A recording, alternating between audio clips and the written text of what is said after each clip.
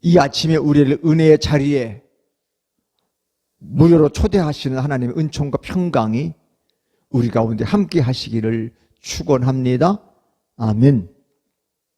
요즘은 토요일에 쉬는 직장이 참 많은가 봅니다. 물론 자영업자 소상공인들은 토요일도 쉬지 않지만 웬만한 직장들은 토요일 날 쉰다 그래요. 그래서 어제부터 추석 연휴라고 연일 매스컴에서 떠들어 댑디다. 5일간의 황금 연휴가 주어졌다는 것입니다. 코로나로 많이 위축이 되긴 했어도 벌써 핫한 곳은 예약이 다 끝났다고 합니다. 이번 기간에는 백신 접종을 완료한 사람 4명을 포함해서 8명까지 가정에서는 모여도 괜찮다고 방역당국은 고지했습니다. 마치 자기들이 코로나 방역의 주체처럼 말합니다.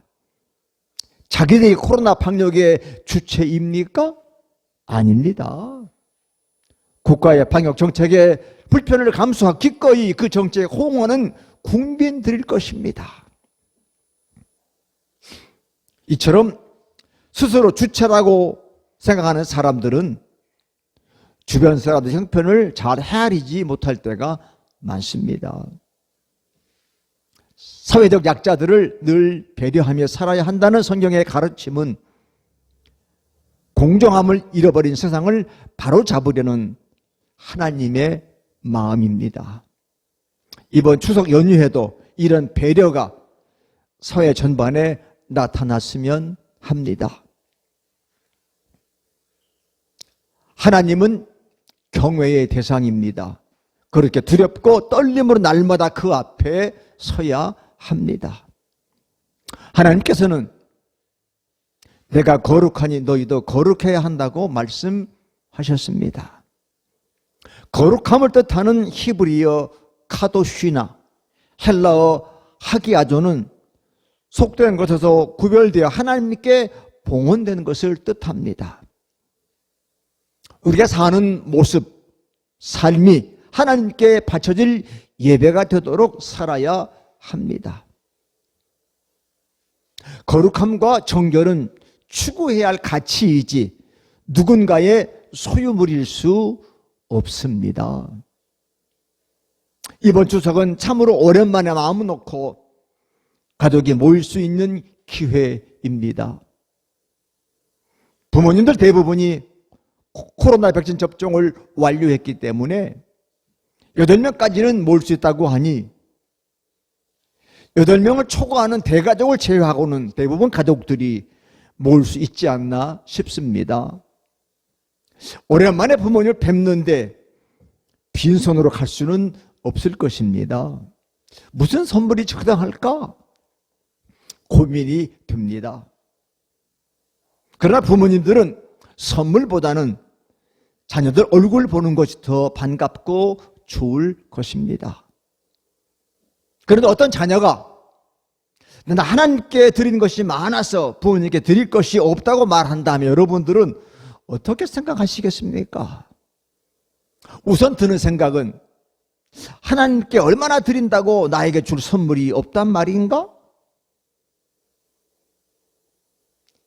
그 다음은 하나님께 많이 드리니 참 믿음이 대견하다고 해야 할까요? 구약시대의 이스라엘 장로들의 전통에는 고르반 하면 그만이라는 것입니다. 히브리어 코르반이 헬라 음역인 고르반이 된 것인데 자막에 이 말은 하나님께 드리기 위해 거룩하게 구별하여 따로 떼어둔 헌물, 이게 히브리어 코르반. 근데 이제 헬라어 번역으로 고르반, 우리 성경은 고르반. 한마디로 하나님께 바친 헌물이라는 거예요. 자, 11절 말씀 예수님이 분명하게 밝히시는데 다 같이 11절을 읽습니다. 시작. 너희는 이르되 사람이 아버지에게나 어머니에게나 말하기를 내가 드려 유익하게 할 것이 고르반 곧 하나님께 드림이 되었다고 하기만 하면 그만이나 하고 12절에 더 자세하게 지적하시는데 시작. 자기 아버지나 어머니에게 다시 아무것도 하여 드리지를 허락하지 아니하며. 이 대목에서 자녀들의 진심은 무엇일까요?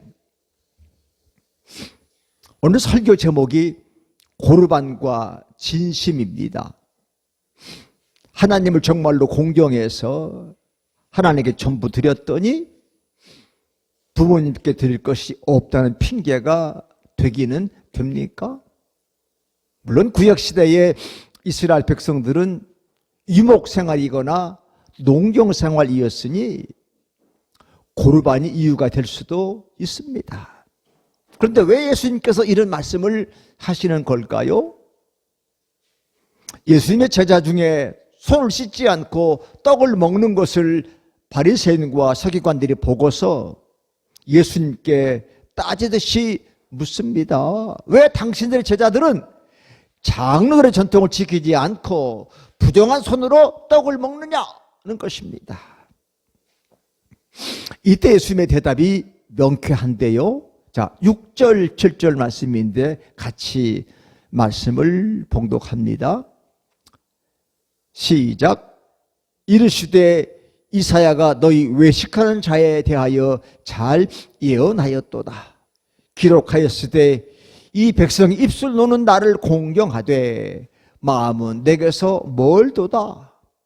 사람의 계명으로 교훈을 삼아 가르치니 나를 헛되이 경배하는도다 하였느니라. 아멘. 그러시면서 쐐기를 박는 말씀을 하십니다. 8절인데요. 같이 8절 말씀을 읽습니다. 시작. 너희가 하나님의 계명은 버리고 사람의 전통을 지키느니라. 아멘. 9절은 한 걸음 더 나아가시는데 시작. 또 이르시되 너희가 너희 전통을 지키려고 하나님의 계명을 잘 쳐버리는도다. 가슴 뜨끔한 지적이 아닐 수 없습니다.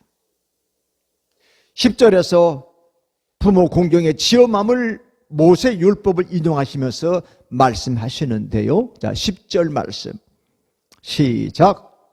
모세는 내 부모를 공경하라 하고 또 아버지나 어머니를 모욕하는 자는 죽임을 당하려 하였거늘. 13절에서 반복하여 지적하시기를 시작. 너희가 전한 전통으로 하나님의 말씀을 폐하며 또 이 같은 일을 많이 행하느니라 하시고. 예수님께서 말씀하시고자 하는 바를 확실하게 알겠지요? 예수님은 바리새인과 서기관들에게는 낯선 존재였습니다. 낯선 것은 길들여지지 않은 것이고 그래서 위험한 것으로 여겨집니다. 왜냐하면 그들의 질서를 뒤흔들기 때문입니다. 바리새인들과 서기관들이 자꾸만 예수님께 시비를 걸어온 것은 그 때문이에요. 질서를 왜 뒤흔드냐? 특히 정결법에 대한 논쟁이 심각한 겁니다. 스스로 경건하다 여기는 사람들의 눈에 손을 씻지 않고 음식을 먹는 자들의 모습은 못마땅할 수밖에 없었어요. 그럼 예수님도 함께 왜 그러느냐 지적해야 되는데 주님은 다르게 얘기하시니까. 그들 시장에서 돌아오면 반드시 몸을 청결하게 했고 잔과 주발과 놋그릇을 씻었습니다. 왜? 혹시 부정한 사람들과 접촉했을까 봐 염려했던 것이지요. 그들의 손 씻기는 코로나 시대의 손 씻기처럼 위생적 이유 위에서 행해진 것이 아니라 주당적부터 지켜온 전통이었기 때문입니다. 그 전통을 지키지 않는 사람들에게는 불결하다는 낙인을 찍은 거예요. 어떤 사람을 불결하다고 말하는 것은 그들의 이마에 주홍글씨를 새기는 것과 같습니다. 차별과 따돌림, 멸시와 천대를 당해도 할 수 없는 사람들이라는 뜻이었습니다. 예수님께서는 이런 태도를 일러 하루살이는 걸러내면서 낙타는 삼키는 것 같다 이르셨습니다. 전통을 지킨다는 미명하에 율법의 정신인 정의와 자비와 신의는 저버렸기 때문입니다. 사랑하는 성도 여러분, 예수님께서는 당시 종교 지도자들에게서 허위 의식을 보신 것입니다. 그들에게는 진심이 없다는 거예요. 진심이 없는 행위 말입니다. 진심은 참되고 변하지 않는 마음의 본체입니다. 괜히 진짜 마음 없으면서 고르반을 핑계 된다는 것이지요. 진심이 없는 예배도 이런 범죄에 들지 않을까요? 예언서에서는 헛된 예배에 대한 경고가 많이 나옵니다. 호세아 4장 7절 말씀을 함께 읽으시면 시작. 제사장이 많아지면 많아질수록 나에게 짓는 죄도 더 많아지니 내가 그들의 영광을 수치로 바꾸겠다. 표준 세번역이에요. 또 말라기 1장 10절 말씀인데 표준 세번역을 함께 소개하면서 읽습니다. 시작. 너희 가운데서라도 누가 성전 문을 닫아 걸어서 너희들이 내 제단에 헛된 불을 피우지 못하게 하면 좋겠다. 나는 너희들이 싫다. 참 충격적인 말이에요. 요즘에 코로나라고 성전 예배가 오르냐, 비대면 예배도 괜찮냐 난리지만 오늘 이 말씀을 읽으면 성전문 닫아 걸어라. 주님이 수채 예배 안 드리면 좋겠다. 왜? 너희들이 싫어. 왜? 너희들이 헛된 예배 드리잖아. 그냥 예배당 앉아만 있지 진짜 예배 드리냐? 주님의 말라기를 통한 경고입니다. 타락한 종교처럼 추한 게 또 있을까요? 외적인 예배 형식은 따르지만 하나님의 마음을 헤아리지 않는 진심이 빠지는 순간 영혼의 전락이 시작되는 거예요. 그래서 예수님께서는 요한복음 4장에서 수가성 여인에게 이렇게 말씀하셨습니다. 요한복음 4장 21절인데 같이 한번 읽습니다. 시작. 예수께서 이르시되 여자여 내 말을 믿으라. 이 산에서도 말고 예루살렘에서도 말고 너희가 아버지께 예배할 때가 이르리라. 이어서 하신 말씀 24절인데 시작. 하나님은 영이시니 예배하는 자가 영과 진리로 예배할지니라. 아멘. 우리가 드리는 예배에 영과 진리가 빠지면, 영은 스프릿, 진리는 트루스, 이게 본말이 뒤바뀌는 겁니다. 사랑하는 성도, 우리가 세상을 살다 보면 본말이 뒤바뀌는 일이 비일비재하지요. 이 본은 중요한 것, 말은 중요하지 않은 것, 뭐가 더 중요한지 덜 중요한지가 뒤집어 막 바뀌어. 그래서 주객이 전도된다고도 하지요. 뭐가 주인지 뭐가 객인지 몰라. 추석날 소표 먹는 게 주입니까? 갈비 먹는 게 주예요? 추석은 하나님께 감사하고 조상과 부모님께 감사하는 날, 우리에게 풍성한 과실을 준 자연에게 고마워하는 것, 이게 주잖아요. 예수님께서는 입만 무상할 뿐 열매를 맺지 못하는 무화과 나무를 저주하셨습니다. 예수님께서는 물려받은 장로의 전통은 지키면서 하나님 말씀을 헛되게 하는 당대 현실을 꾸짖으셨습니다. 예수님께서 오늘 한국교회를 보신다면 어떤 말씀을 하실까요? 아니, 우리의 신앙을 보신다면 어떻게 얘기하실까요? 참으로 두려운 말씀입니다. 한국교회는 본말과 주객이 전도되었습니다. 이제 회개하여 사탄의 빛과 소금이 되고 사랑의 실천자가 되는 교회의 본질을 회복해야 합니다. 분명하게 말씀드리면 하나님의 계명은 모든 규례와 전통의 기초이자 목적입니다. 하나님의 말씀을 지키면 전통도 규례도 다 지키는 거야. 그러면 어떤 사람이 하나님을 진심으로 경외한다는 사실을 어떻게 확인할 수 있을까요? 저는 사람과 사물을 대하는 자세를 보면 알 수 있다고 생각합니다. 어떤 자녀가 부모님을 잘 섬기는지 어떻게 알 수 있을까요? 그 자세를 보면 알지요. 우리가 그랬잖아요. 하나를 알면 열을 안 되잖아요. 그 자세 보면, 그 마음을 보면 알 수 있어요. 뭐냐? 아낌과 존중이 기본이 되는 겁니다. 사람은 하나님께서 기뻐하신 일에 관심을 가질 때, 하나님 비전을 실천하려고 애쓸 때 아름다운 거예요. 부모님 잘 섬기려고 애쓸 때 그게 아름다운 거죠. 애쓰는 그 과정이, 그 동기가 아름다운 거잖아요. 그런 삶이 곧 깨끗한 삶이고 거룩한 삶이에요.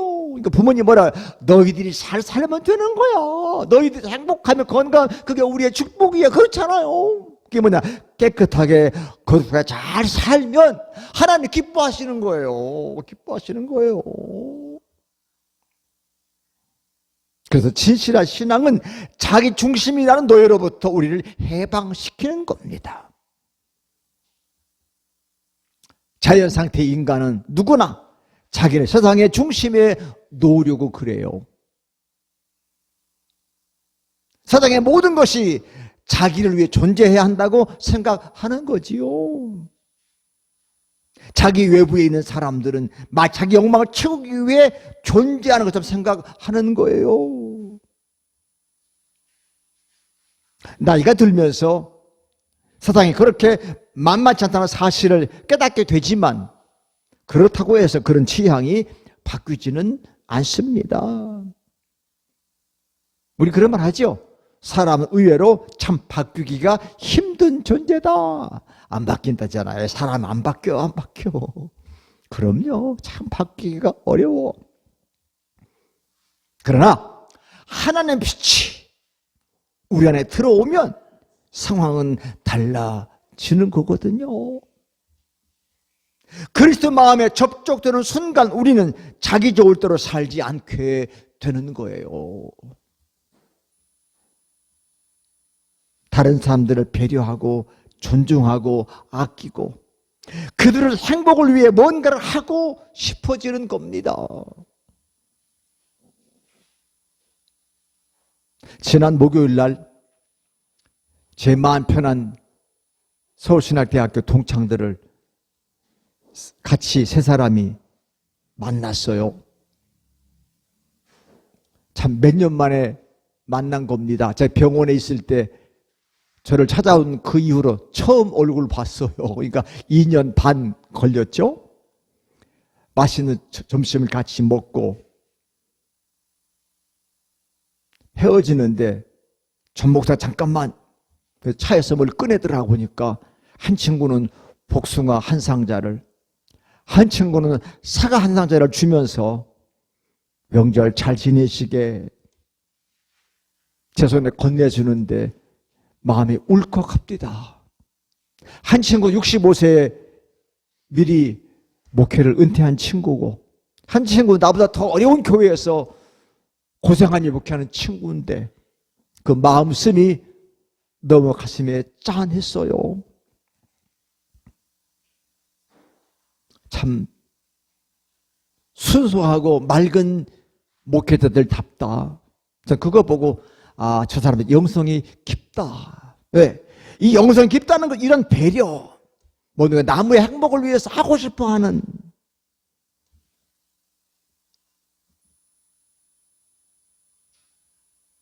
겉으로 경건하게 보이는 게 문제가 아닙니다. 우리의 마음씀이 또는 사람들 대하는 태도가 우리의 속사람을 건강을 고스란히 보여주는 거예요. 보여주는 거예요. 제 친한 친구가 총각 때부터 참 친했는데 제가 아픈 대로 한 번도 저를 찾아오지 않아서 제가 전화해서 일부러 야, 넌 얼마나 바쁘길래 친구가 아파서 이렇게 있는데 한 번도 안 찾아오냐. 바쁘대. 바쁘다 그렇겠냐? 마음이 없어 그렇겠지. 맞지 않아요? 지척에 사는데 아무리 바빠도 아픈 친구를 한번 못 찾아온다? 그 마음이 없는 거예요. 마음이 없는 거죠. 이게 진심이 아닐까요? 진심이 뭐예요? 진심이 있으면 마음은, 행동은 당연히 가는 거지요. 가는 거지요. 안 되면 새벽도 있고 오밤중도 있는 거잖아요. 근데 오밤중에 새벽은 다 다니면서 친구를 한번 찾아오지 못한다? 때문에 의식의 정결보다는 마음의 정결이 훨씬 더 중요한 것입니다. 율법에 금한 음식을 먹지 않고 접촉하지 말아야 할 걸 접촉하지 않은 것으로 꽤 괜찮은 신자인처럼 자부하지만 하나님께 별로 그것이 의미가 없는 거예요. 자, 마가복음 7장 15, 16절 말씀 함께 읽어봅시다. 시작.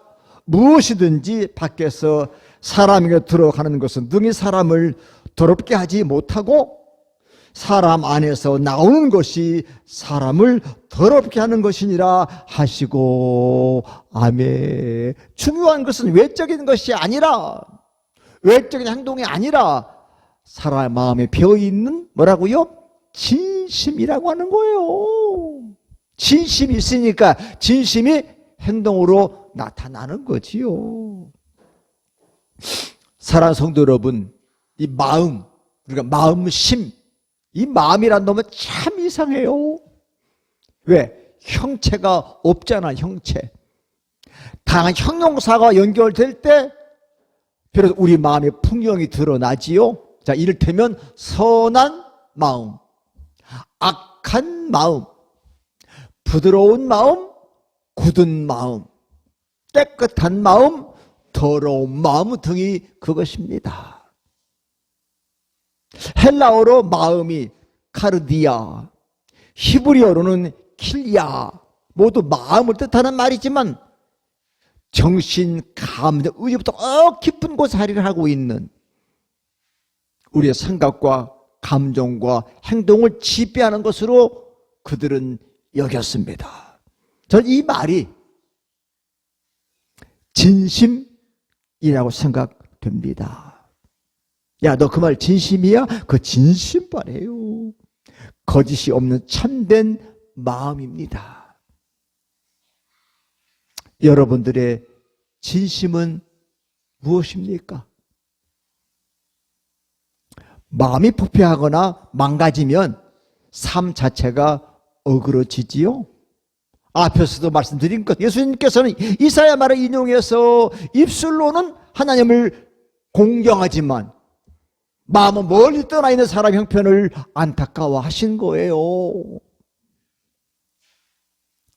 격동의 시대를 살았던 예레미야 예언자도 하나님 멀리 떠난 인간에 대해서 우울한 진단을 내놓았는데 예레미야 17장 9절 말씀 시작. 만물보다 거짓되고 심히 부패한 것은 마음이라 누가 능히 이를 알리오마는 좀 알아라는 거예요. 마음이 부패하고 거짓되고 그렇다는 거예요. 우리 옛말에도 10길 물속은 알아도 한 길 사람 속 모른다. 자, 오늘 본문의 14절 말씀이 참 흥미로우죠. 14절 같이 읽습니다. 시작.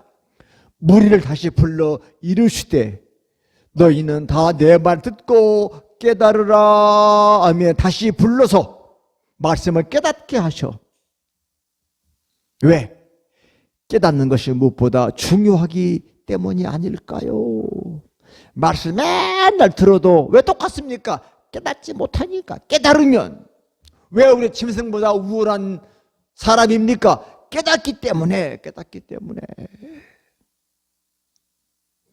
그 내용이 15절부터 23절까지예요. 23절만 대표로 한번 읽어본다면 시작. 이 모든 악한 것이 다 속에서 나와서 사람을 더럽게 하느니라. 그 악한 것이 21절부터 22절 사이에 소개되고 있어요. 어디 것뿐이겠어요? 사랑하는 성도 여러분, 더러움은요 많이 모아두고 가득 채우는 것과 연관돼. 저도 많이 회개하고 반성하면서 요즘에 많이 버리고 있어요. 모아두지 말자. 모아두니까 아니에요. 모아두는 게 아무것도 아니라 다 버리고 나누다. 채우지 말고 비우자.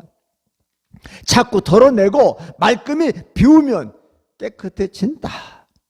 요즘 흥미있는 인테리어의 말이 있대죠. 인테리어의 시작은 비우고 정리하는 거다. 그게 인테리어의 시작이래. 깨끗이 청소하는 것부터 시작한다는 거야.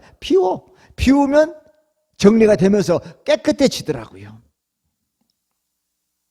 인간은 어떤 때 더러울까요? 네, 자기로 가득 차 있을 때 제일 더럽다는 거예요. 앞에서 말씀드린 것처럼 자기를 삶의 중심에 놓으려 생각에 사로잡힐 때 제일 더럽다는 거예요. 자기로 가득 찬 사람들은 다른 사람들을 따뜻하게 맞아들이지도 존중하지도 못합니다. 고통받는 사람들의 현실이 눈에 들어오지 않는다는 거예요. 예수님께서 당신을 따르는 사람들에게 매일 요구한 게 뭐예요? 자기를 부정하라. 그리고 나를 따르라. 자기 부정이란 자기 이익에 소박해지는 것과 무관하지 않습니다. 사랑하는 성도 여러분, 외적인 종교 행위를 하는 것은 쉬워요.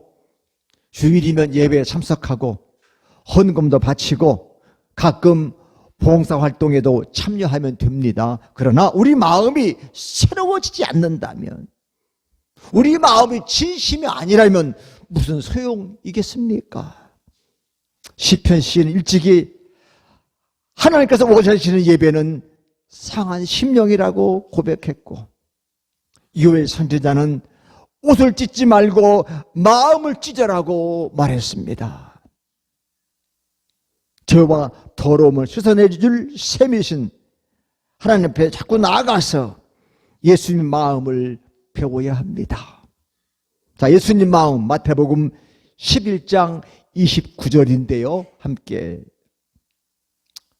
시작. 나는 마음이 온유하고 겸손하니 나의 멍에를 메고 내게 배우라. 그리하면 너희 마음이 쉼을 얻으리니. 아멘. 예수님 마음을 배우면 우리 마음이 안식하게 되는 거예요. 요즘 말로 진짜 힐링하게 되는 거지요. 예수님의 이런 마음과 우리가 연결될 때 우리에게 세상이 주지 않는 것과 같은 기쁨과 평화를 누리게 될 것입니다. 고르반 핑계를 대는 것이 아닌 진심으로 하나님을, 진심으로 부모님을 섬기게 될 것입니다. 이 가을, 우리 마음이 가을 하늘처럼 높고 맑아져 세상 희망을 주는 사람들이 되기를 축원합니다. 어떤 시인이 그러더라고요. 하늘은 한 번도 똑같은 적이 없대. 그죠? 맨날 다르잖아요. 맨날 보는 하늘인데 맨날 새로워. 요즘 우리 나라 가을 하늘 보세요. 얼마나 맑고 푸른지. 매일 새로워. 우리도 그런 마음을 가지고 진심으로 이번 추석에 가족들과 그런 만남 되기를 여러분을 위해서 제가 끝까지 기도하겠습니다. 여러분 사랑하고 축복합니다. 아멘. 기도합시다. 하나님, 대한민국에 태어나게 하신 것 감사합니다. 우리나라가 다른 나라와 비교할 때 참 열악한 것도 많이 있지만 자랑스러운 것도 참 많은데 그 중에 하나가 가을에 맑고 푸른 높은 하늘입니다.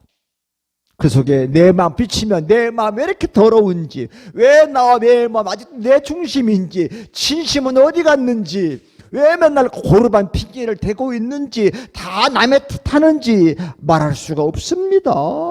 하나님과 또 교회도 인간관계 모두가 다 내 탓인데 남 탓을 하고 있는 우리의 형편을 보면서 정말로 마음을 찢고 싶고 상한 심령을 주 앞에 내놓기를 원합니다. 가족이 모이면 맨날 하기 좋은 말만 한다는데 그러지 말고 서로 가슴을 찢고 마음을 열고 진심 어린 말들을 서로 주고받으면서 부둥켜 안고 상처 치유하고 쓰다듬어주고 회복하고 새 힘으로 나가는 그런 명절 되기를 원합니다. 하나님 우리 가정에 복을 주시옵소서. 정말로 진심으로 사랑하고 진심으로 축복하는 그런 관계들이 하나님의 세상을 이처럼 사랑하신 것처럼 내가 너희를 사랑한 서로 사랑하는 그 말씀처럼 참으로 이 민족이 우리 교회가 진심으로 사랑하는 진심으로 위하는 그런 명절로 축복해 주시옵소서. 그런 대한민국 되도록 축복해 주시옵소서로 미워하며 반목질서하는 우리나라가 아니라 서로 위하는 진심 있는 이 나라 정치인들 또 백성 되도록 축복해 주옵소서. 하나님 사랑합니다. 예수님 귀하신 이름으로 간절히 기도합니다. 아멘.